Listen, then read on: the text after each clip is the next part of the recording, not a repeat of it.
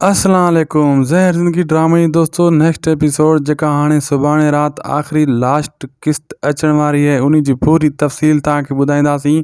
कल मां तव्हांखे ॿुधाए छॾियो एडवांस में 483 नंबर यानी आखिरी किस्त हूंदी। हाणे सुभाणे किस्त लास्ट अचण वारी आहे उन जी पूरी तव्हांखे तफ़सील ॾींदासीं, कहाणी ॿुधाईंदासीं ऐं तव्हांखे इहो बि ॿुधाईंदासीं दोस्तों इन खां पोइ ड्रामो नओं ॿियो कॾहिं लॉन्च थींदो सिंध टीवी ते। पहिरियां वीडियो खे पूरो ॾिसो जीअं तव्हांखे सॼी कहाणी दोस्तों सम्झ में अचे ऐं थी सघे त शाहिद खुशो वीलॉग यूट्यूब चैनल खे हाणे सब्सक्राइब करे छॾियो जीअं हर नई अपडेट ज़हर ज़िंदगी ड्रामे खां पोइ जेका बि हुजे तव्हां ताईं पुॼंदी रहे।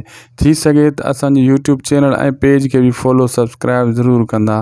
तव्हांखे कल्ह दोस्तों मूं ॿुधायो त आख़िरी किस्त अचण वारी आहे, बिल्कुलु हाणे सुभाणे राति जेका किस्त ईंदी आख़िरी ईंदी इहा हाणे नेक्स्ट एपिसोड में तव्हां ॾिसंदो सुभाणे हथ खणियूं हणी कमाल खान जेको आहे रब न उठे खे ॻोठ वारनि जे साम्हूं अची बीहाईंदो। हिते जेको आहे न वॾी हिकिड़ी किस्त आख़िरी डिघी किस्त हूंदी इन में जेको आहे रब ॾाढो गैरत ॾियारींदो ॻोठ वारनि खे सभिनी खे। पोइ जेको आहे दोस्तों हिते बग़ावत कंदा ॻोठ वारा ऐं ख़ासि करे जेको आहे मुहिब ऐं जेको आहे गोहर। पोइ हिते वठ पाजा थी वेंदी, हिते कमाल खान मारियो वेंदो ऐं ख़ासि करे ओठो बि मारियो वेंदो ऐं ओठे सां जेको आहे न भलो न थींदो लेकिन रबनि हीरो आहे इहो बची वेंदो।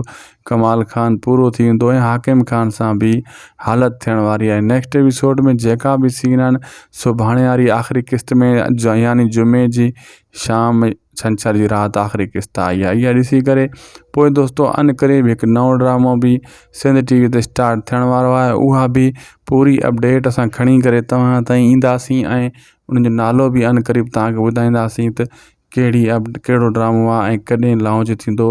बहरहाल हिन वीडियो खे अगरि तव्हां एसी ताईं ॾिठो आहे महिरबानी करे दोस्तों असांजे इन YouTube channel Shahid Khusho vlog खे हाणे सब्सक्राइब करे छॾियो। मिलंदासीं तव्हां सां नेक्स्ट वीडियो में। ख़ुदा हाफ़िज़।